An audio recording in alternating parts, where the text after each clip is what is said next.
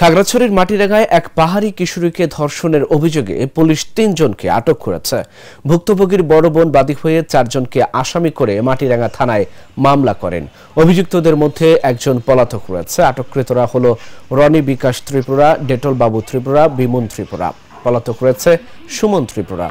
২০ October Belchhari ইউনিয়নের অযোধ্যা এলাকার কালী মন্দিরের পূজাতে গিয়ে ওই পাহাড়ি কিশোরী ধর্ষণের শিকার হয়। খবর পেয়ে পুলিশ প্রথমে ২ জনকে, পরে বৃহস্পতিবার সকালে একজনকে সহ মোট ৩ জনকে আটক করে। পলাতক সুমনকে গ্রেফতারের জন্য অভিযান চলছে। বোন মনিকা ত্রিপুরা এর অভিযোগের প্রেক্ষিতে মামলাটি হয়।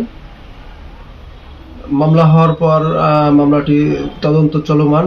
গতকালকেই এই সংক্রান্তে ২ জন আসামিকে গ্রেপ্তার করি এবং অন্যজনকে আজকে গ্রেপ্তার করি।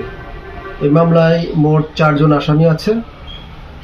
একজন পলাতক আছে, তাকে গ্রেপ্তারের চেষ্টায় আমরা তৎপর আছি। ভিকটিমকে মেডিকেলের জন্য পাঠানো হয়েছে। আসামিগুলোকে বিজ্ঞ আদালতে সোপর্দ করা হয়েছে। মামলাটি তদন্ত